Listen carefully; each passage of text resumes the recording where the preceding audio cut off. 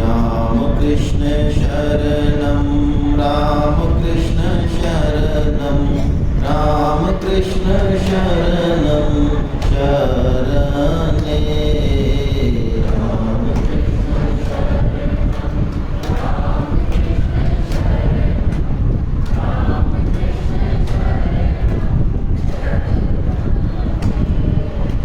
राम कृष्ण शरणं राम कृष्ण शरणं राम कृष्ण शरणं शरणे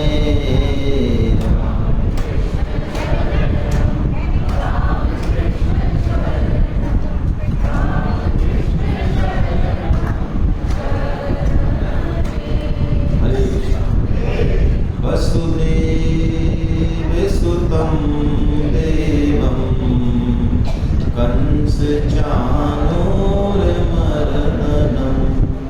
देवकी परमानन्दं कृष्णं वन्दे जगद्गुरुं। आप सभी वैष्णवजनों के चरणों में दंडवत प्रणाम। मर्यादा पुरुषोत्तम राजाधिराज भगवान श्री राम की असीम अनुकंपा कि हम पुनः सत्य चर्चा के लिए, सत्संग के लिए इकट्ठे हो पाए।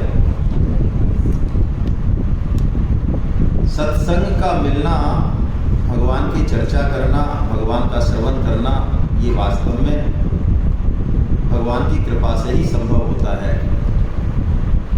लेकिन प्राय ऐसा हमको दिखता नहीं है। तुलसीदास जी मानस में भी यही कहते हैं कि सत्संग मिलने का मतलब है कि अब हमारा भाग्योदय हो गया। सत्संग में रुचि कैसे भी हो जाए, यहाँ तक कहा भागवतम में तो कि गिरते पड़ते उबासी लेते हैं, झगड़ा करते, कैसे भी भगवान का नाम निकल जाए, भगवान के सत्संग में हम बैठ जाएं, तो इसका मतलब अब आगे कुछ ना कुछ अच्छा होने वाला है जीवन में। और ये सब भगवान की कृपा से होता है। मूल में कृपा होती है, लेकिन माया का अड़खंजा ऐसा है, हमारे पुरुषार्थ का अहम ऐसा है कि इस बात को हृदय से महसूस नहीं होने देता है। तुलसीदास जी कहते हैं, संत विशुद्ध मिलहि पर तेहि, राम कृपा करि चित्तवा जेहि। हमें संतों के दर्शन ही तभी होंगे जब भगवान की हमारे ऊपर कृपा होगी। वैष्णवों का संग भी तभी मिलेगा जब भगवान की कृपा होगी। हमारी इच्छा तो बलवती है ही, लेकिन अल्टीमेटली भगवान की कृपा से काम होता है। वो साधन से नहीं हो सकता, साधन तो वहां चल भी नहीं सकता इतनी दूर तक। विभीषण जी को जहाँ पर घोर राक्षसों का राज है, और जैसे जीव जो है दांतों के बीच में रहती, यही उदाहरण दिया है तुलसीदास जी महाराज ने। ऐसे विभीषण जी जो है राम नाम के आश्रय में, उसके सिक्योरिटी कवर में रह रहे हैं, चारों तरफ आतंक ही आतंक है। ऐसे विभीषण जी की आस्था ऐसी है भगवान में, सत्संग का प्रभाव ऐसा है, कृपा का स्वभाव ऐसा है कि ऐसे विभीषण जी को कहीं जाए बिना घर बैठे हनुमान जी के दर्शन, बोलो। और हनुमान जी के भी दिमाग में कोई कल्पना नहीं है कि यहाँ पर जो है कोई वैष्णव मिल सकता है। लेकिन वैष्णव चिन्ह का कितना बड़ा फायदा है। उन्होंने राम नाम आयुध, राम नामांकित ग्रह आयुध जब देखा तो वो समझ गए कि अरे लंका में राम नाम अंकित ग्रह और तुलसी का वृंद, तुलसी का पौधा, इसका मतलब कोई ना कोई वैष्णव। इसलिए पहली बात तो ये कि हमको सबको वैष्णव चिन्हों को धारण करना चाहिए, जहाँ तक संभव हो सके वहाँ तक। वैष्णव चिन्ह में क्या आता है? वेशभूषा आती है, बिल्कुल, माला आती है, तुलसी की माला, चोटी आती है, तिलक आता है, जो कम से कम, हालांकि सिस्टम तो बहुत है यहाँ, बिल्कुल चूड़ी वगैरह, मंगलसूत्र, सिर्फ बहुत सारी चीज़ें हैं। तो जितना हो सकता है उतना हमको धारण करना। जैसे शिखा रखने में हम हिंदुओं को बहुत बड़ी समस्या आती है, और जो नौकरी करते हैं छोटी मोटी मानो आप IAS तक की नौकरी को, ज़्यादा बड़ी मत मानो, हाँ, उनको बहुत बड़ी समस्या आती है नौकरी के दम पे। वो कहते हैं कि हमारी इज्जत क्या रहेगी यदि हम शिखा, अभी तो बहुत बड़ी इज्जत है, शिखा रख लेंगे तो हमारी उन इज्जतदारों के बीच में जिनके शिखा नहीं है, उन इज्जतदारों के बीच में हमारी इज्जत क्या रहेगी? बोलो, ये हमारी सोच है, हिंदुओं की सबकी सोच है। तो वैष्णव चिन्ह धारण करने से भगवान की कृपा प्रकट होती है। कैसे होती है, क्यों होती है?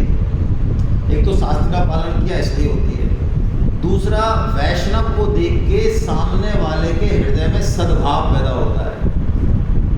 हमारे तो अंदर कोई भाव नहीं है, हमने तो वैसे तिलक छापे लगा रखे, छोटी मोटी लगा रखे, हमें कोई लेना देना नहीं है, लेकिन लगा लिया हमने तो। लेकिन हमारे उन चिन्हों को देख के सामने वालों के सद्भाव प्रकट हो रहा है, कईयों के प्रकट हो रहा है, डेली प्रकट हो रहा है। वो सद्भाव, वो सुकृत जो है मिलके भगवान की कृपा को हमारे ऊपर प्रकट कर देगा। तभी तो विभीषण जी कहते हैं, जब भगवान हनुमान जी ने नॉक किया दरवाजा, तो विभीषण जी को तो कोई आइडिया ही नहीं है, और जब उनको पता चलता है कि भगवान श्री राम मेरे आराध्य के सेवक, सबसे परम प्रिय सेवक मेरे से मिलने आए, ओहो, अब मोहे भरोस हनुमंता, बिनु हरि कृपा मिलहि नहीं संता, जो रघुवीर अनुग्रह कीना, तो तुम मोहि दरस हट देना। कैसी बढ़िया बात, मेरे को हट करके आपने दर्शन दिए, मैं तो कुंडी बंद करके सो रहा था। भगवान की कृपा ही बलवती है। भगवान ने अयोध्या समाचार नहीं भेजा कि भरत जी, भाई साहब और बाकी सब लोग सुनो, हमारी पत्नी का हरण हो गया, जरा फोर्स लेके आओ। भगवान के पास जो भी संसाधन थे, रीछ, भालू, बानर जो कुछ थे, उन्हीं को ही उन्होंने ट्रेंड किया, और उन्हीं से रावण पे जो है पताका लहरा दी। अयोध्या वालों को तो पता तक नहीं है, वो तो हनुमान जी जब पर्वत लेके जा रहे, जब पता चला है भरत जी को, अरे ऐसा हो गया भाई साहब के साथ, हमको याद नहीं किया उन्होंने। तो भगवान तुलसीदास जी कह रहे हैं कि उन रीछ, बानर, भालुओं में राम कृपा करी चितवाते ही है। भूल गया मैं। भगवान ने जैसे उनको देखा है, देखी राम सकल कपि सेना, चितहि कृपा करी राजीव नैना। यानी भगवान ने जैसे ही कृपा पूर्वक उस सेना को निहारा है, वो सारे भय पक्ष युद्ध मनहु ग्रंदा, वो रीछ, बानर, भालू ऐसे हो गए कि जैसे मत पूछो। भगवान की कृपा के आगे हम कुछ नहीं कर सकते। मेरा इस सबको कहने का भाव इतना सही है। कल हम कार सेवकपुरम में गए, आप में से गए? बता दो, पूछ रहा हूँ, बहुत कम लोग गए कार सेवकपुरम। तो कार सेवकपुरम में जो भगवान श्री राम का मंदिर बना है, उसका प्रोटोटाइप मॉडल है, और पहले बहुत सारा है ना RSS के द्वारा संचालित है, बड़ी अच्छी जगह। वहाँ पर 24 क्विंटल का एक घंटा रखा हुआ है, अष्ट धातु से बना हुआ, 24 क्विंटल का, जिसको हम जो गए 8-10 जने, हम सब ने पहलवानी कर ली, हम उसको हिला नहीं सके। और वहाँ ढाई कितने, 1 क्विंटल के, 2.5 क्विंटल के, 1-1 क्विंटल के 7 और हैं, वो तो हिला दिया हमारे कुछ पहलवानों ने। तो मैं ये कह रहा हूँ, वो घंटा 24 क्विंटल का वो भगवान श्री राम के मंदिर में लगेगा। अब वो लगेगा, मान लो, अब बताओ, अब उसमें कोई टेक्निकल समस्या है और हम नीचे दर्शन करने जा रहे हो,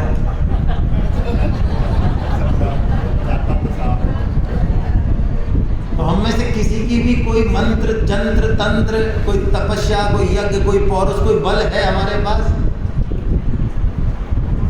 कोई बल नहीं है, कोई बल नहीं है हमारे पास। केवल और केवल भगवान का बल ही है सर्वोपरि। वास्तव में हमारा बल भी जो हमको दिख रहा है, इसके पीछे भी भगवान का बल ही काम आ रहा है, इसलिए थोड़ा बहुत दिख रहा है। मूल में केवल भगवान का बल है, उनके बल के अलावा दूसरा कोई बल नहीं है। ये बात जिस दिन समझ में आती है तब भक्ति की शुरुआत, आज हम भक्ति योग लेने वाले हैं। भक्ति की शुरुआत यही है कि भक्ति में दो चीजें हैं। एक तो आश्रय भगवान का होना चाहिए, यानी कृपा का अनुभव। आश्रय दम किसका? भगवान का। ना शरीर का, ना पैसे का, ना पोस्ट का, ना साधन का, किसी का दम नहीं। दम किसका?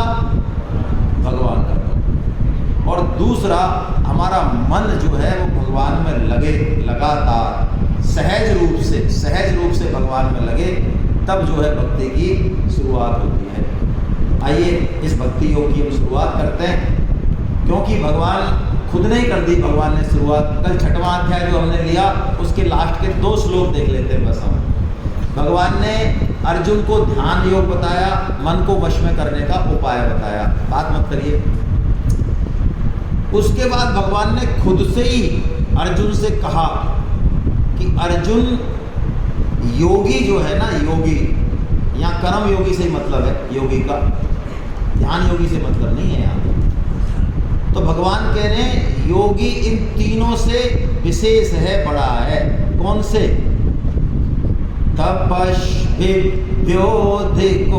योगी ज्ञानिभ्योऽपि मतोऽधिका मेभ्यश्चाधिको योगी।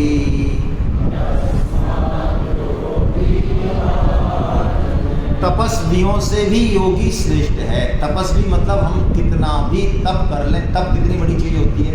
तप का मतलब क्या होता है? अनुकूल प्रतिकूल परिस्थितियों में प्रसन्नता पूर्वक। आजकल हमारे जीवन से तप बिल्कुल खत्म हो गया है। कल हम शाम को घूम रहे तो सुधीर जी वो गांव वालों को एक टोल जा रहा, 20-25 लोगों का, सिर पे वजन, उनके बटेची जो बैग पोट्री, और वो पद यात्रा पे जा रहे हैं अयोध्या की पे। और अभी उन्होंने खाना भी नहीं खाया, पता नहीं कहाँ खाएंगे, बनाएंगे, और कहीं भी वो रुक जाएंगे। हम 50 साल पहले जाएं तो हमारा जीवन भी लगभग कुछ ऐसा ही था, लेकिन अब ऐसे जीवन की कल्पना हम नहीं कर सकते। अब लोग कितनी आस्था है उन लोगों की। उनको देख के कल जब 5 मिनट बात करी सुधीर जी ने, तो उनको देख के और उनकी जो प्रसन्नता है उस दुख में, 10-15 किलो का वजन रखा है टांट पर और पैदल चल रहे हैं, कोई रिक्शा नहीं है, और पंचकोशी परिक्रमा कर रहे हैं, और तब भी भगवान श्री राम में जो उनकी निष्ठा है, उनकी निष्ठा को देख के हम सबका पढ़ा लिखा होना और गीता पढ़ना मुझे तो दूर समान लगा।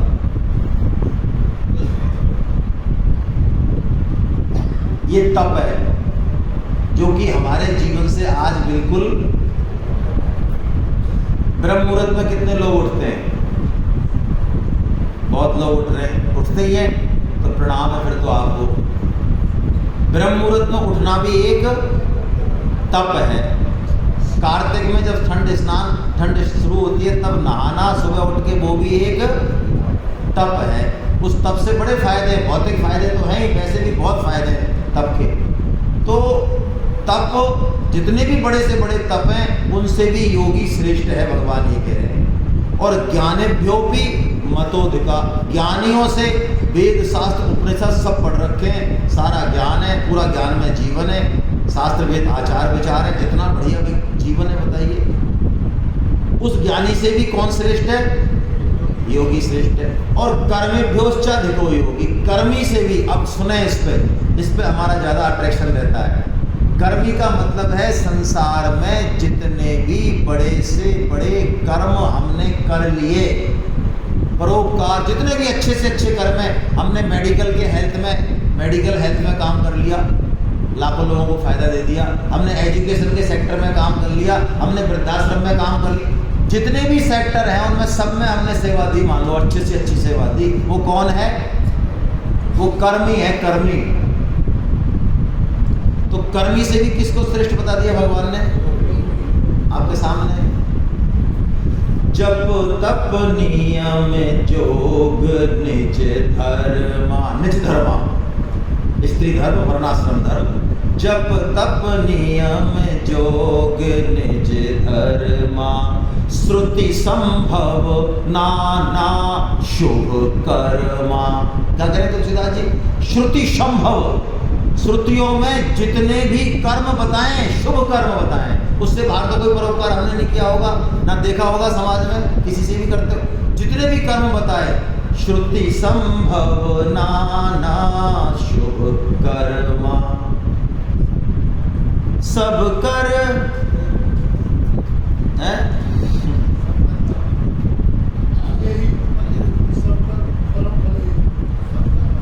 जप तप नियम जोग निज धर्मा, श्रुति संभव नाना शुभ कर्मा।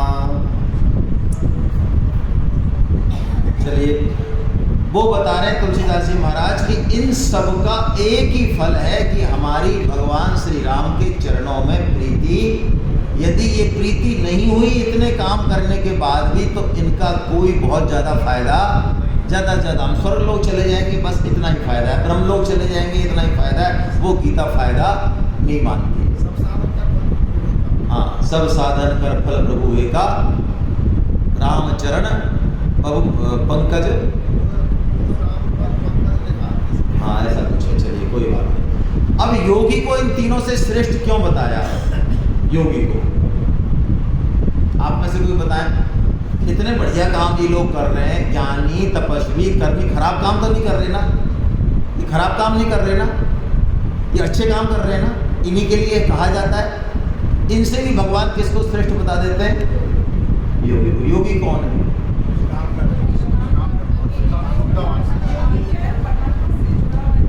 हाँ, योगी वो है जिसका परमात्मा से संबंध है। यदि संबंध नहीं है तो ये सारे अच्छे अच्छे कामों का कोई लेना देना, संबंध जिसका है, जो योग को यानी परमात्मा को जो प्राप्त करना चाहता है, और यदि इतने काम करने के बाद भी वो परमात्मा को प्राप्त नहीं करना चाहता, वो तो बस यहीं लगा हुआ है बड़े से बड़े स्वर्ग में, ब्रह्मलोक में, मान में, पढ़ाई में, है ना, चारों तरह के इंद्रिय भोगों में। परमात्मा से लेना देना नहीं है, चाहे कोई और इच्छा उसकी कुछ भी हो, ऊंची से ऊंची, उनसे योगी श्रेष्ठ है।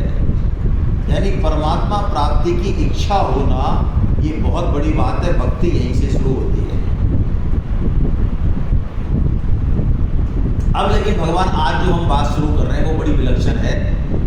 अब भगवान इसके आगे एक श्लोक खुद ही बोलते हैं। ये तो बता दिया भगवान ने योगी की बात, लेकिन भगवान के हृदय की बात नहीं है। ये भगवान की बहुत गुप्त बात छुपी हुई है हृदय में, जो अब प्रकट हो रही है 6 अध्याय के बाद। अब तक अर्जुन को प्रकट नहीं करी भगवान ने। योगी बता दी, इतनी बड़ी बात बताने के बाद भी भगवान अब अंतिम बात बता रहे हैं। यही बात अंत में गीता की 18वें अध्याय तक। आइए पढ़ते हैं श्लोक को। योगी नामपि सर्वेषां मद्गतेनान्तरात्मना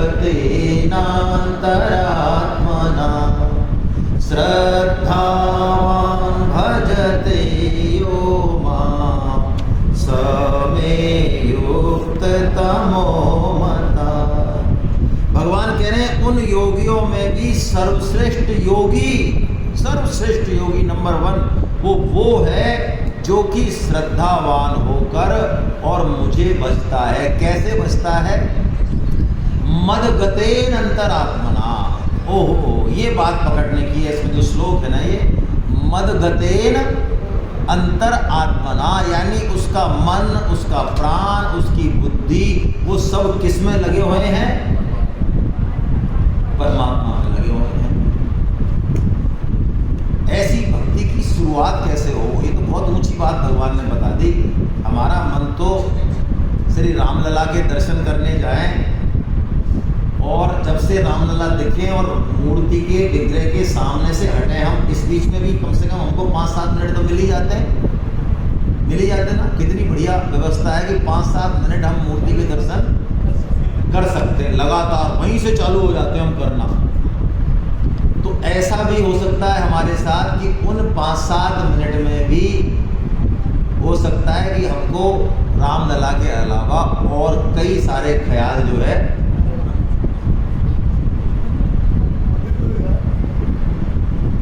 ऐसा चित्त शायद हमारा है कि रामलला के दर्शन करते ही भाव विफल हो जाए और 5, 7, 10 मिनट का टाइम ऐसे निकल जाए जैसे सेकंड में, और धक्का देते हुए जब जाए आदमी तो ऐसा अतृप्त सा ही रहता हुआ जाए। ऐसा चित्त भक्त का चित्त जैसा होता है, शायद ऐसा चित्त हमारा नहीं होता। कैसे ये बात आए? माँ सीता को हम देखें, माता सीता भगवान श्री राम के विरह में इतनी प्रतिकूल परिस्थिति है, लेकिन उनका मन भगवान श्री राम के चरण कमलों को छोड़ के कहीं, ये पूछा जाता है कि सीता जी श्री राम के वियोग के बिना जिंदी कैसे रहे, जबकि वो तो आत्मा है भगवान की। जब श्री राम का वियोग ही हो गया तो उनको जिंदा तो नहीं रहना चाहिए था। ये भक्ति की तो निशानी यही है। दशरथ जी की निशानी क्या है प्रेम की? दशरथ जी की निशानी यही है कि जैसे श्री राम का वियोग हुआ और उन्होंने पीछे सुमंत को भेजा कि भैया जरा 2-4 दिन घुमा फिरा के हमको ले आना, बन कर रहे हैं, बन करके घुमा के ले आना। लेकिन सुमंत जी जब आए और उन्होंने कह दिया कि भगवान श्री राम तो अब, तो उसके बाद दशरथ जी ने अपने प्राण नहीं रखे, लेकिन सीता जी के प्राण तो बने रहे। तो तुलसीदास जी ने आंसर दिया है, नाम बहारो दिवस निशी, ध्यान तुम्हार कपाट, लोचन निज पद जंत्रित, चाहे प्राण देवा। प्राण तो जाना ही चाहते हैं श्री राम के बिना, लेकिन अब जाए किधर से? क्योंकि जितने भी द्वार हैं प्राणों को निकलने के, वो सब भगवान श्री राम में लगे हुए हैं। प्राण किधर से निकलें? ऊर्ध्वगमन हो नहीं सकता, किसी इंद्रिय से निकल नहीं सकते। सारे इंद्रियों की, मन की, बुद्धि की, आत्मा की सहज वृत्ति भगवान श्री राम के चरण कमलों में लगी हुई है। प्राण किधर से जाएंगे? बड़े से बड़ा ध्यान योगी इस अवस्था की कल्पना नहीं कर सकता। बड़े से बड़ा ध्यान। और ऐसे अवस्था में जब चित्त होता है तो यही भक्ति की शुरुआत है। आप देखिए उनके इस ध्यान को भी कौन तोड़ देता है? सीता जी जिस ध्यान में है, भगवान के जिस भाव में है, उस ध्यान में से आना संभव नहीं है। लेकिन उस ध्यान को भी कौन तोड़ देते हैं? हनुमान जी तोड़ देते हैं। रामचंद्र गुण बर नहीं लागा, सुनते ही सीता कर दुख भागा। है सुनते ही सीता कर दुख भागा, यानी रामचंद्र का वर्णन जैसे हुआ तो सीता जी को लगा अरे वाह, ये भगवान श्री राम की चर्चा कहाँ से आई? राम दूत में मात जान की, सत्य शपथ करुणा निधान की। ये मैंने संतों के मुंह से तो नहीं सुना होगा, बहुत लोग कहते हैं, संतों से सुना हुआ। हमारे पिताश्री एक बात कहते कि पूरा राक्षस राज है, वहाँ पे किसी पे विश्वास कैसे किया जा सकता है? तो और हनुमान जी तो बानर के भेष में, उन पर तो विश्वास भी किया जा सकता है। रामचंद्र के गुण तो गा रहे हैं, ये बात तो ठीक है, लेकिन वो गुण गाते गाते तो राम राम कहते तो वो ले गया खींच के, तभी तो यहाँ आया सोने का मृग, तो कैसे विश्वास करें? तो भगवान श्री राम जी ने क्या किया, जब हनुमान जी को भेजा तो मुद्रिका दी उन्हीं को। समझ में आ रहा है? कृपा है भगवान की। और कान में भगवान ने एक शब्द कहा है उनको कि सीता जी किसी का दर्शन नहीं करेंगी, तुम ये कोड वर्ड बोल लेना। ये कोड वर्ड मेरे और सीता जी के बीच में, ये किसी को पता नहीं है, और ये शब्द इससे पहले नहीं आया है।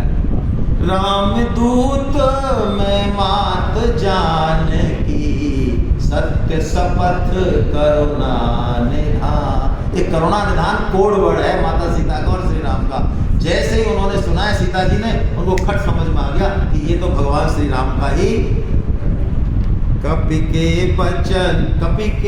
बचन सप्रेम सुनी, उपजा मन विश्वास, जाना मन क्रम बचन यह, कृपा सिंधु कर दार। क्या सूत्र है? सूत्र ये है कि पहले श्रवण होगा भगवान का। हमारे यहाँ ऐसे बहुत साधक हैं जो 4-4, 5-5 बार, 6-6 बार सेमिनार में आते हैं। उनका एक ही पर्पज है कि भाई हरि से लागे रहो भाई, तेरी बिगड़ी बिगड़ी बन जाए। श्रवण से भक्ति पैदा होती है, विश्वास पैदा होता है भगवान के नाम में, भगवान की कृपा में। और बिन विश्वास भगति नहीं, ही बिन द्रव्य होता राम। बिना विश्वास के भक्ति प्रकट नहीं होगी, भक्ति आती ही इसी से है। हरिजन जान प्रीत अति गाढ़ी, सजल नयन पुल कावली बाढ़ी। देखिए ये संबंध ही असली है भाई। जैसा हमको अपने बेटे के घर आने पे, बिटिया के घर आने पे जैसा हृदय में उल्लास होता है, होना ही चाहिए। वो आत्मा है, आत्मा का अंश ही है। लेकिन उससे भी ज़्यादा प्रीति वैष्णव के मिलने से, भगवान के भक्त के मिलने से, भगवान के गुण श्रवण करने से यदि पैदा हो गई तो ये मान लेना कि अब संसार सिर्फ क्रिया मात्र के लिए रहा, अब संसार रहा नहीं है ज़्यादा।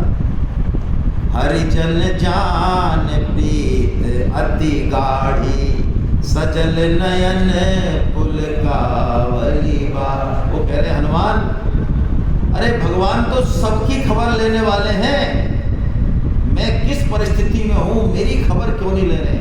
कोमल चित कृपाल रघुराई, कपि केहि हेतु धरी निठुराई। बचन नयाव नयन भर बानी, अरहुनाथ हो निपट। कैसी सीता जी व्याकुल हो गई है एकदम भगवान का।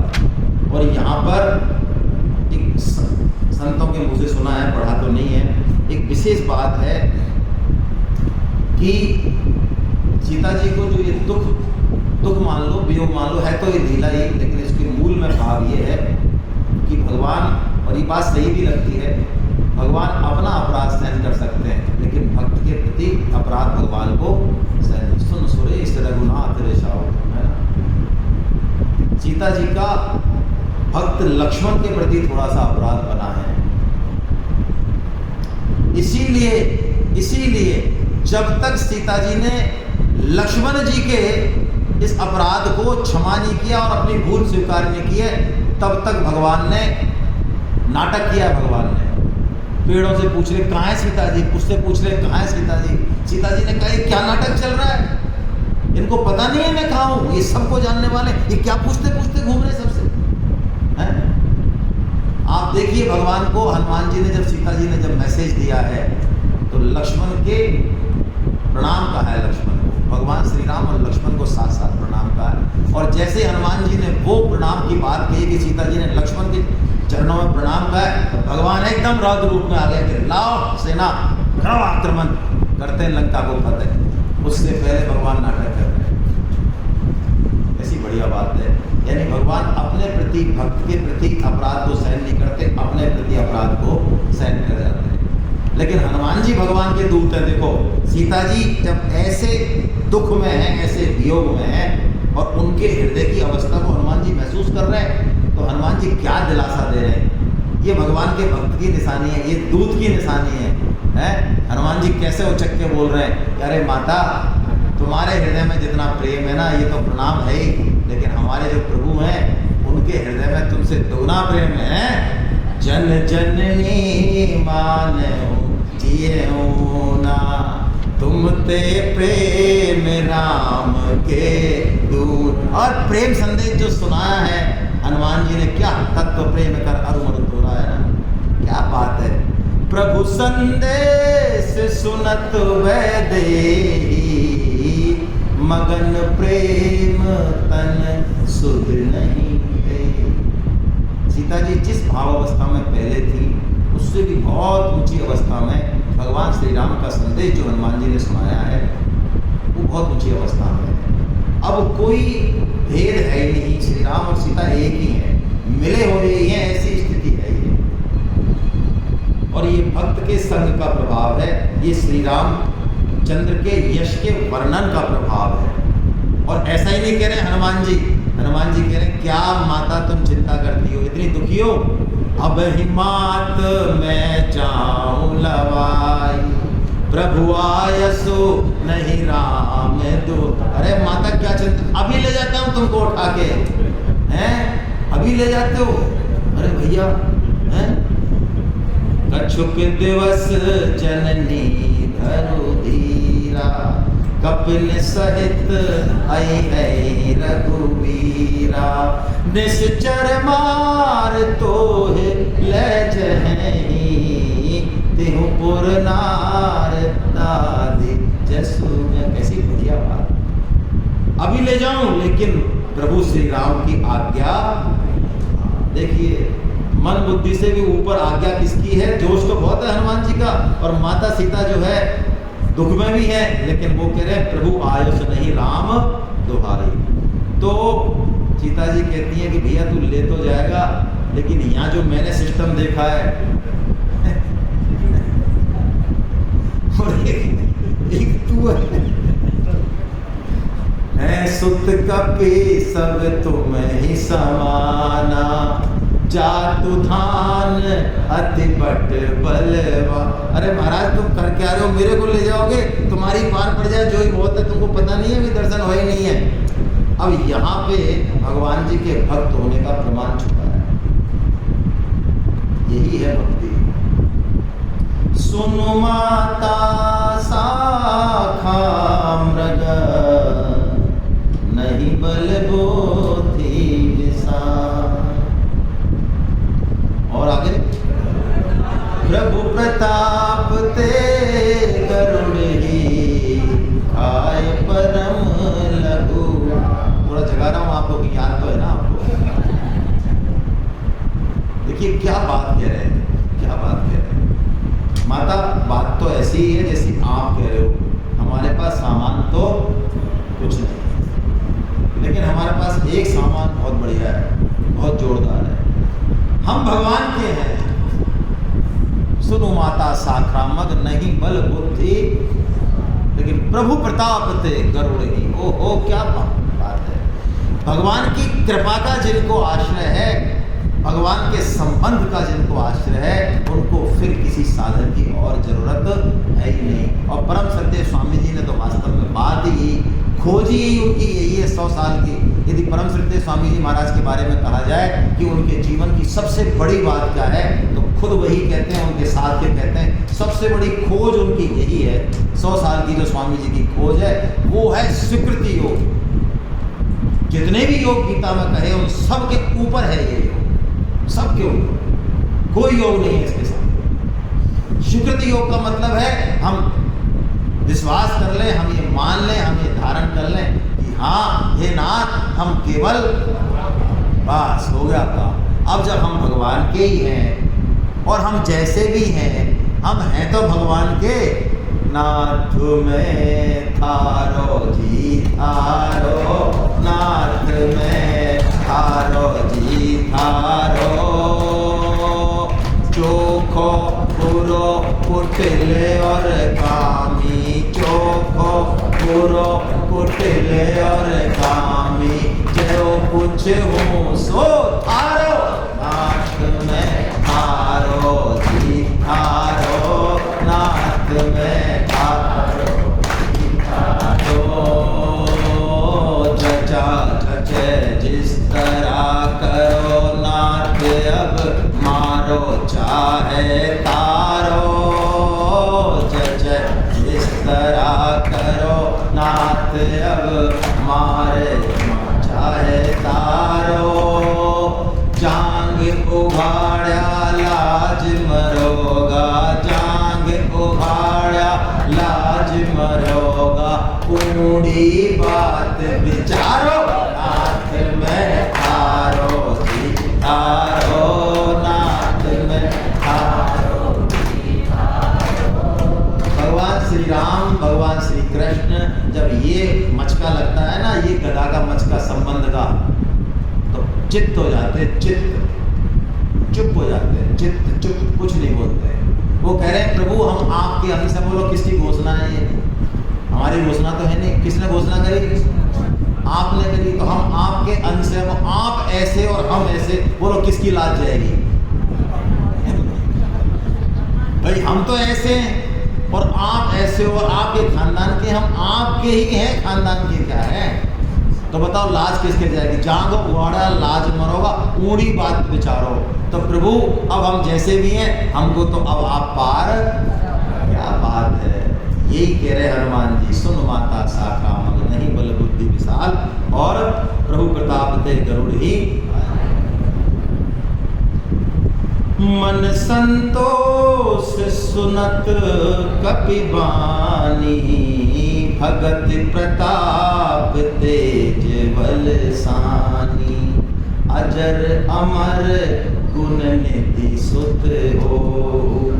यहाँ तक देखिए कितने बड़े वरदान है ये, अजर अमर गुण निधि। अब सुनिए आप, हम गुणों के पीछे पड़ रहते हैं जितनी बार, ये गुण ले लें, ये हनुमान जी को आशीर्वाद दे दिया कि गुणों की निधि हो जाओ। नवनिधि अष्ट सिद्धि हनुमान जी में प्रकट है, उनके जैसा बुद्धिमान नहीं। लेकिन हनुमान जी चित्तस मस्त नहीं हो रहे हैं, उनको ना अजर में मजा आ रहा है, ना अमर में मजा आ रहा है, और ना जो है तीन तो ये और ऊपर और दिया सीता माता जी आशीर्वाद के ढेर। इन सब आशीर्वादों को सुनकर ही पचा के कोई फर्क नहीं पड़ रहा हनुमान जी। तब सीता जी ने कहा कि इसको तो वही देना पड़ेगा जो मैं किसी को करहूँ बहुत रघुनायक छो। जैसे ये कहा है करहूँ बहुत रघुनायक छोहू, अरे भगवान श्री राम तुम्हें बहुत प्रेम करेंगे। बस खड़े हो गए हनुमान जी, अब भूख लगाइए उनको, अब क्या अंतिम फल मिल गया, अब क्या है। कैसी बढ़िया बात। इसके बाद हनुमान जी ने ये बात कही है, अब कृत कृत भयऊ में माता, आशीष तब अमोघ बेख्या।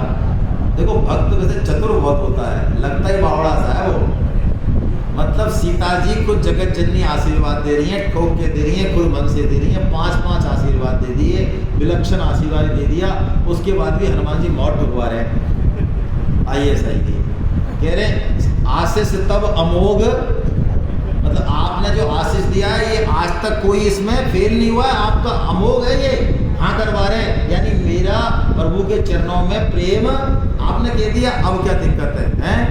अब हनुमान जी ने सारा काम किया और भगवान श्री राम के लिए, अपने प्रभु के लिए, माता सीता से भक्ति का संबंध है ना, प्रेम का संबंध है ना, जैसे प्रभु ने संदेश दिया है, ऐसे सीता जी से भी जो है कुछ लेना चाह रहे हैं प्रभु के लिए। माँ तुम मोहे दीजे कछु चीन्हा, जैसे रघुनायक मोहे दीना, चूड़ामणि उतार तब देवूं, हरषि समेत पवन सुत लयऊं। अब लेके जब हनुमान जी जा रहे हैं, तब सीता जी ने कहा ये बात कि तात कहूँ तात अस मोर प्रणामा, सब प्रकार प्रभु पूरन कामा, तात शक्र सुत कथा सुनायहूँ, बान प्रताप प्रभु ही समझा। अरे उनके लिए क्या है, एक बाण यदि तानने लंका की तरफ तो पूरी लंका धराशायी हो जाए। अरे वो भूल गए क्या, इंद्र का पुत्र जयंत जब उसने मेरे चोंच मारी, उनको बाण की भी जरूरत नहीं पड़ी, वो मेरे फूलों का श्रृंगार कर रहे थे, शक्रसुत इंद्र का पुत्र। और वहीं से उन्होंने एक सरकंडा उखाड़ा और ब्रह्मास्त्र बना के बस उखाड़ते ही, और जब कहा तो ब्रह्मास्त्र बन गया, तीनों लोग घूम के आ गए इंद्र का पुत्र, लेकिन कहीं भी उनको जो है पार। एक चरण माता जी सीता ने बचाया है? तो इतना सा करने पर भी इतना उसको पीछा नहीं छोड़ा उसका भगवान ने। और यहाँ 1 महीने से मैं पड़ी हूँ, तब भी भगवान मेरी सुध नहीं ले रहे हैं। तब सीता जी ने वो बात कही जिसकी हमने चर्चा की। लक्ष्मण जी के प्रति उन्होंने अपना प्रणाम भगवान श्री राम को निवेदित किया। ये भक्त अपराध, क्योंकि भक्ति यदि चाहिए तो हमको भक्तों के प्रति अपराध नहीं करना।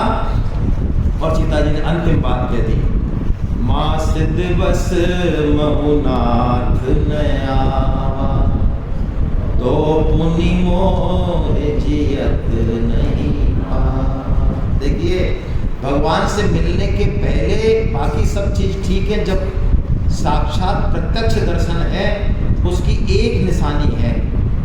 हालांकि ये बात तो बताने की तो नहीं होती है, पर अनिरुद्ध प्रभु जी महाराज के श्रीमुख से हमने सुनी कोई पूछे साहब हमको दर्शन कब होंगे, ऐसा हमको लगने लग जाता है 2-4 साल थोड़ी सी मेहनत करने के बाद ही, हमको कब दर्शन होंगे, भगवान दर्शन नहीं दे रहे हैं। तो स्वामी जी ने भी यही बात कही, अगर खीर पूरी रबड़ी मलाई में स्वाद आ रहा है, हमारा खूब आ रहा है। नींद आ रही है बढ़िया, हाँ नींद आ रही है बढ़िया, कोई दिक्कत नहीं है, हाँ दिक्कत कुछ नहीं है, तो ठीक है फिर अभी तो खाता ही नहीं खुला है।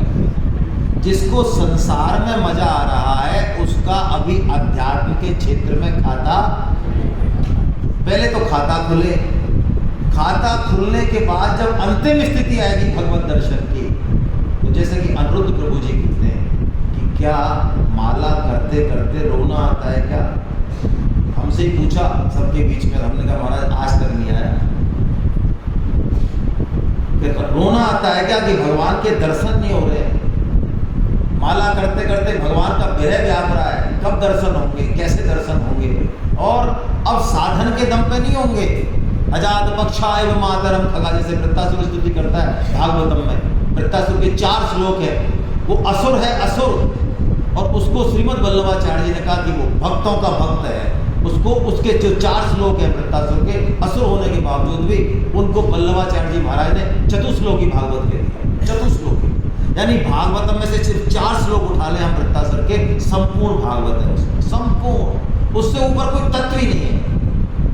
तो उसने एक उदाहरण दिया है वृत्तासुर ने, अजात पक्षा एवं मातरम खगा प्रियेषु, कि जैसे बच्चा होता है, पैदा हुआ है, अभी घोंसले से बाहर नहीं जा सकता, उड़ नहीं सकता, अब माँ आएगी, दाना लाएगी और चोंच में डालेगी।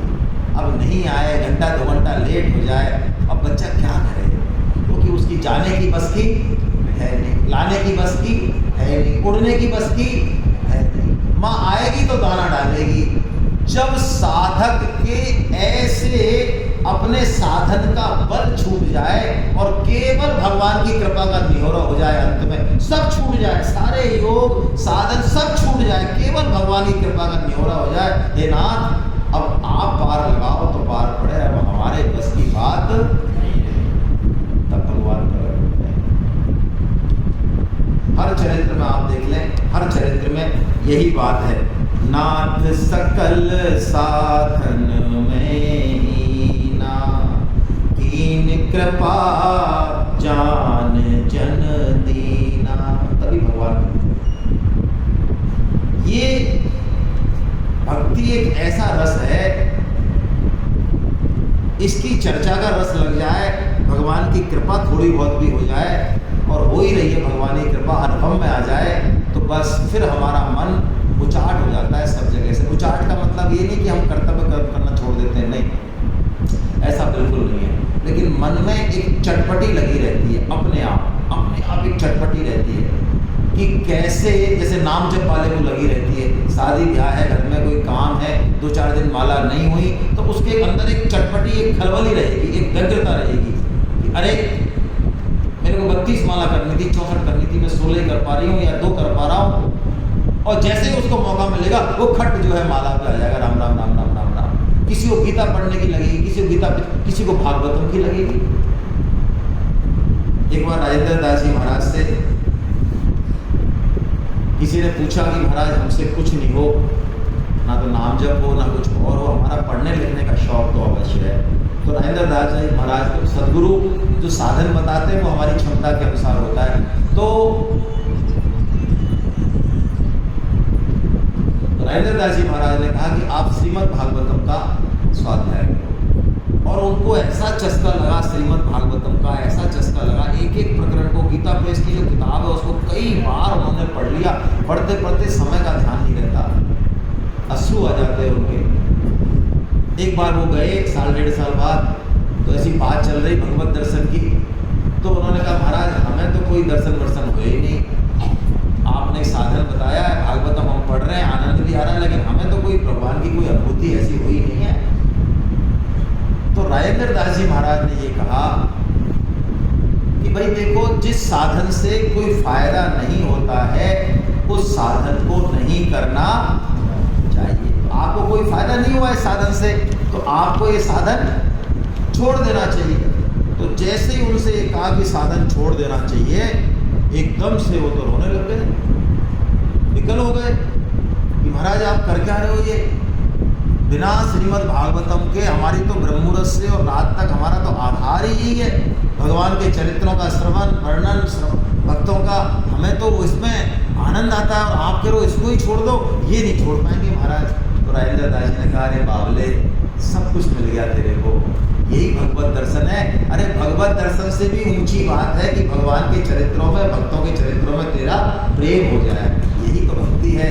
भक्त भक्ति भगवंत गुरु चतुर नाम बपोए, और इनके पद वंदन किए नासई भक्त विज्ञानी।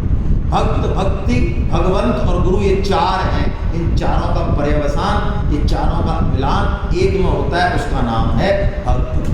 भक्ति चाहिए तो भक्त के पास जाना पड़ेगा, और भक्तों से ही भगवान की कृपा होती है, और भगवान की कृपा होती है तब सब कुछ संभव है, सब कुछ संभव है, साधन से कोई मतलब नहीं है। भगवान श्री राम वनवास में जा रहे हैं, आप देखिए जिनको श्रुतियां ढूंढती हैं, जिनको बड़े बड़े साधन ढूंढते हैं, लेकिन भगवान का दर्शन नहीं कर पाते हैं वो, लेकिन जो किरात हैं, निषाद हैं, भील हैं, कोल हैं, जिनको शुद्ध हिंदी नहीं आती, जिनमें कोई आचार विचार नहीं है, जंगलों से जीवन चल रहा है, भगवान श्री राम के रूप को देख के मोहित होके और दोने ला के जो भी उनको जो भी फल फूल मिल रहे हैं उनको लाके और भगवान से जो है प्रार्थना कर रहे हैं कि प्रभु आप आरोग्य, और भगवान आरोग रहे हैं और उनसे बात कर रहे हैं। वेद बचन मुनि मन अगम, ते प्रभु करुणा ऐन। बचन किरातन के सुनत, जिम पितु बालक बैन। वेदों के लिए जो अगम है वो भगवान, जैसे पिता तोतली बात सुनता है बच्चे की और खुश होता है, ऐसे भगवान उनको जो है प्रकट है। ये भक्ति का सार है, और ये भक्ति भगवान का काम करने से मिलती है, साधन हमसे ज्यादा बनता नहीं है, काम करने से मिलती है। और इस बात को कोई समझ जाए, ये सबसे ऊंची बात है।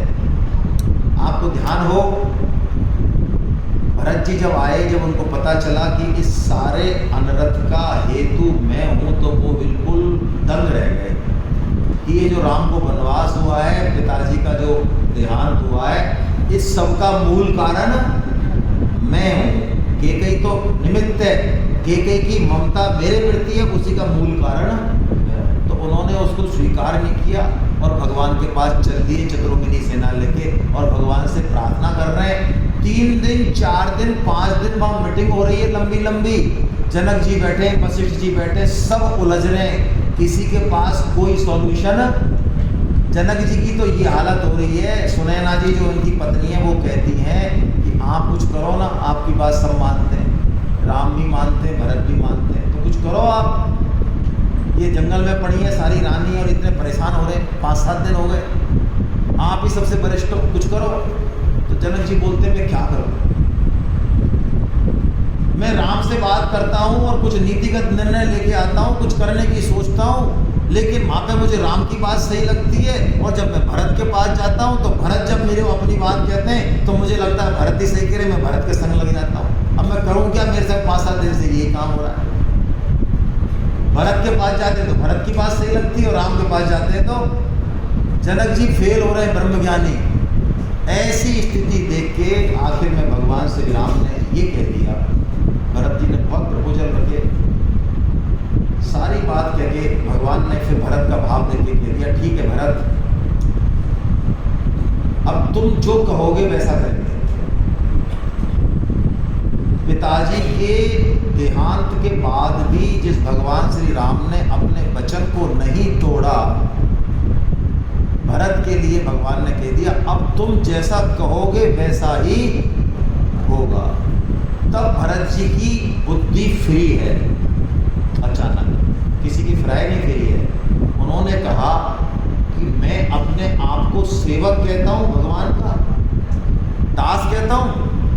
मैं कैसा सेवक हूँ जो अपने साहब को, अपने स्वामी को संकोच में डाल रहा हूँ कि मेरे को मेरे स्वामी आज्ञा तक नहीं दे सकते। इसका मतलब मैं कैसा सेवक हूँ। मैं तो ऐसा सेवक होना चाहिए कि स्वामी मेरे को कहते भरत कुछ नहीं, तू जा राज कर 14 साल, या तू वनवास में आ जा, ऐसा होना चाहिए था। और जिस प्रतिज्ञा के लिए भगवान श्री राम ने पिताजी का शरीर जो है वो चला गया, तब परवाह नहीं की। वो स्वामी मेरे से कितना प्रेम करते हैं कि उस प्रण को भी वो त्याग रहे हैं। तब भरत ने जो बात कही है वो बहुत अलग है भाई। जय विधि प्रभु प्रसन्न मन होई, करुणा निधि सोई करिए सोई, अब कृपाल मोहे सो मत भावा, सकुच स्वामी मन जाए न पावा। ऊपर वाली चौपाई यहाँ की नहीं है, मैंने ली है, आप वही है इसलिए। वो कह रहे हैं अब मेरे समझ में आ गया कि स्वामी को संकोच नहीं हो, सेवक का तो वास्तव में वही धर्म है। इसलिए अब आप जो कहेंगे वो मैं मानूंगा। और राम तो इस बात को जानते हैं, भगवान श्री राम भरत जी को जानते हैं। भरत के लिए सबने सब कुछ कहा, लेकिन श्री राम ने कहा कि तुम अभी भरत का एक अंश नहीं जानते हो। भरत का तुलसीदास जी ने लिख तो दिया, प्रभुता पाए काय मद नाही, लेकिन तुलसीदास जी ने फिर ये भी कह दिया कि भैया जब क्षीर समुद्र हो तो इतने से जामुन से क्षीर समुद्र में दही नहीं जमता। अरे संसार के जितने भी ऐश्वर्य है ना, ये भरत के मन को विचलित नहीं कर सकते। ये तुलसीदास जी ने लिख दिया। और भगवान श्री राम इस बात को जानते हैं कि भरत को कभी राजमद, भरत को किसी प्रकार का मद हो ही नहीं सकता, क्योंकि भरत का आश्रय केवल और केवल भगवान है। भक्ति इसी से शुरू होती है और इसी पर खत्म होती है कि हम आश्रय भगवान का रखें और मन केवल भगवान में दे दे। और इसके लिए कि मन हमारा भगवान में चला जाए, अभी नहीं जाता, हमको भक्तों का संग करना चाहिए, भगवान का काम करना चाहिए। भगवान का काम करने का संकल्प लेने से क्या फायदा होता है कि वो बात याद आती रहती है।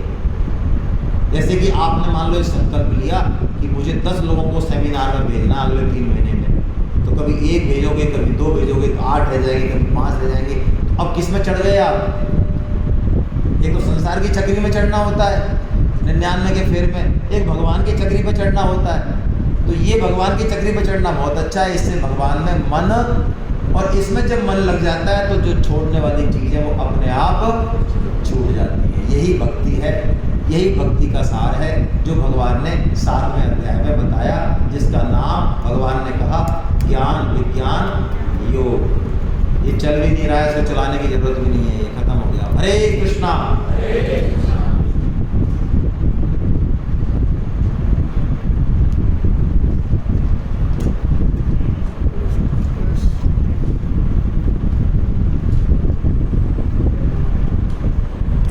आपके मन में कोई प्रश्न हो, प्रश्न तो इसमें से क्या बनेगा, 7वें अध्याय में से ये ज्ञान विज्ञान योग था जो हमने इसको सार रूप में लिया है, अयोध्या नगरी में लिया है, इसलिए मानस के बेस पे लिया है। इसमें सब तरह के भक्त आ गए, भक्ति आ गई, भक्ति का सार आ गया, जड़ चेतन सब कुछ आ गया। भगवान से संबंध होना, जैसा कि इन्होंने बताया, सबसे महत्वपूर्ण वो है सुग्रीव विषयी भक्त हैं। सुग्रीव कौन है? विषयी भक्त है। यदि हमको अपने बारे में शौक है, मान लो भक्त कहलाने का, तो वैसे तो कंपैरिजन करना ही नहीं चाहिए हमको तो किसी से भी, लेकिन यदि शौक है, मान लो करना ही पड़े, तो किससे करना चाहिए? सुग्रीव से करना चाहिए। विभीषण साधक भक्त है, निषाद राज भरत ये भगवान के प्रेमी भक्त हैं, ज्ञानी भक्त हैं। सुग्रीव विषयी भक्त क्यों है? थोड़ा बहुत हमसे मिलता जुलता है। जब कुछ नहीं था सामान पास में, तब भगवान को वादा किया कि चिंता ही मत करो आप, अभी हमारे पास सामान नहीं है, सामान होता तो हम काम फिर आपका ही करते। हाँ, तो भगवान ने ये नहीं कहा कि भैया तेरे पास सामान नहीं है तो हमारे पास भी नहीं है यार, हम क्या करें तेरी है। भगवान जो है खुद का दुख भूल के और सुग्रीव जी के पीछे लग गए और सुग्रीव जी को उन्होंने राज दिला दिया। और 4 महीने भगवान प्रवर्सन पर्वत पर तप रहे। सीता जी की याद में बारिश हो रही है, 4 महीने हो गए और बारिश खत्म हो गई है, तब भी सुग्रीव की तरफ से कोई संकेत। सुग्रीव ही मोहे सुधी विसारी, पावा राज कोस सुत नारी।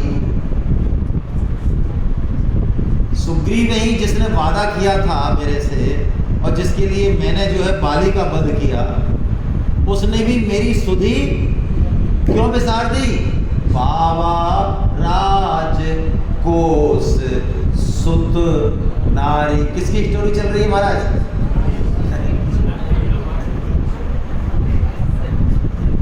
न्याय समझ में?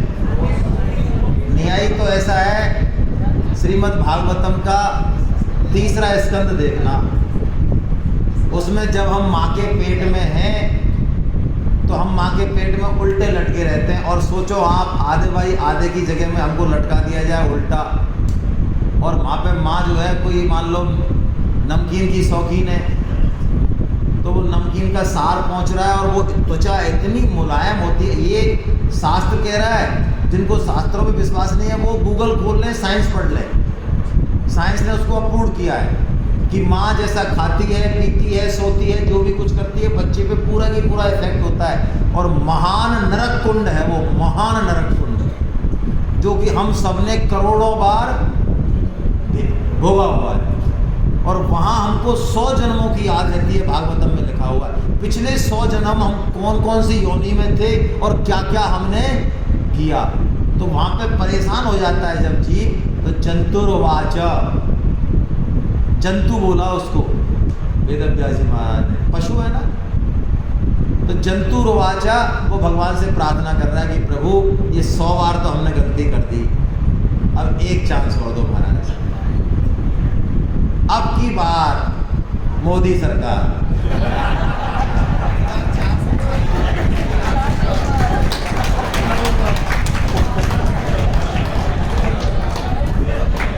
भाई देखो एक बार तो मैं तो बिल्कुल वास्तव में दिमाग में तक कैसे निकल गया, पर मुझे लगता है बिल्कुल नहीं सोचा मैंने और मैंने बोला भी नहीं आज तक ये, पर मुझे ऐसा लग रहा है निकला क्यों। तो मेरे दिमाग में ये बात आ रही है कि जिस तरह का इंतजाम है, जिस तरह के दर्शन हो रहे हैं और जो हम आनंद ले रहे हैं, तो भैया अयोध्या में एक बार मोदी जी का नाम तो बोलना चाहिए।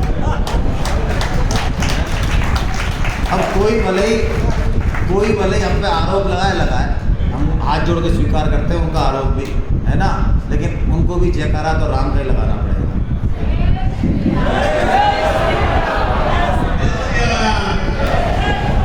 तो वहाँ पे वो जीव स्तुति करता है कि प्रभु अब की बार, अब बस, हाँ अब आपका ही काम करेंगे, अब ना कोई पत्नी ना पति, अरे ये तो सब देख लिया हमने, इसमें कुछ नहीं रखा है, अब केवल आपका भजन करेंगे। भगवान कहते हैं यार तू बहुत बदमाश टाइप का आदमी है, तू हर बार गड़बड़ करता है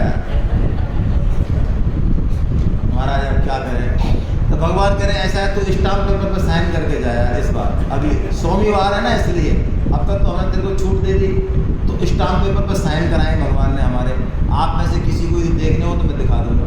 आप कोई कहे होशियार आदमी भाई साहब हमने नहीं की, हम तो ऐसे ही आ गए, तो साइन करे हुए रख रहे हैं आपके और आप मान जाओगे। इतने झूठे हम लोग कि उस स्टाम्प पेपर पे साइन करने के बाद भी, और वही 2 दूनी 4 और 4 दूनी लग गए ना। तो सुग्रीव विषय भक्त है, उसको भी भगवान मिले हैं। भक्त होना मूल बात है, चाहे कैसे भी हो शुरुआत करें। हरे कृष्णा। और लाल जी कुछ पूछ रहे हैं। मेरा प्रश्न आपसे ये है कि योगी के लिए अग्नि का त्याग और क्रिया का त्याग इसके मायने क्या है? हाँ बहुत अच्छी बात है। योगी के लिए अग्नि का त्याग और क्रियाओं का त्याग। देखो हमारे शास्त्रों में सन्यास का एक प्रावधान है ना, सन्यासी और योगी। तो सन्यासी अलग अलग तरह के होते हैं, एक दंडी, दो दंडी, त्रिदंडी, वो अलग बात है, अलग चीज़ है। शंकराचार्य जी महाराज ने 10 वो बनाए थे भेद, उसमें अलग अलग प्रावधान है। सन्यासी का मतलब क्या है? सन्यासी जब ग्रहण कर लेता है सन्यास, तो वो अग्नि का त्याग कर देता है, मतलब अब वो अग्नि नहीं जलाएगा, चाहे भूखों मर जाएगा, अग्नि का त्याग कर दिया। अब उसको भिक्षा ही, और भिक्षा नहीं मिले तो मत मिले, मत मिले। योगी जो होता है उसका, सन्यासी का लक्ष्य भी वही है, भगवान की प्राप्ति, और योगी का लक्ष्य भी। योगी क्या करता है? योगी ये देख लेता है कि भैया तपस्वी होने में ज़्यादा कुछ नहीं रखा, ज्ञानी होने में भी कुछ नहीं रखा, और कर्मी होने में भी ये सब कर लिया, इनमें कुछ रखा है नहीं, तो वो इन सब को छोड़ के और भगवान के भजन में लग जाता है। ये क्रियाओं का त्याग है, मतलब अब वो क्रियाओं में फंसता नहीं है ना, ये मतलब है। लेकिन भगवान श्री कृष्ण ने इससे ऊंची बात कही। भगवान श्री कृष्ण ने कहा कलयुग में हमको सन्यासी होने की जरूरत, और जरूरत होती तो भी कौन से हम होने वाले थे? वो तो भगवान श्री कृष्ण को पता होगा शायद, जब पहले मना करके तुम मत हो ना भैया, अरे भाई साहब वो मना करके नहीं, हम तो तुम्हारी कसम। हाँ, तो भगवान श्री कृष्ण मना करके कलयुग में कि तुम्हें सन्यासी होने की जरूरत। असली चीज जो है, सन्यास हो चाहे योग हो, उसमें भगवान ने कहा संकल्पों का त्याग। संकल्प मतलब रोज नई नई कामना, संसार के नए नए पपून, अब ये करना है, अब वो करना है, अब ये बिल्डिंग बनानी है, अब ऐसा काम करना है, अब समाज के क्षेत्र में करना है, अब इनको करना है।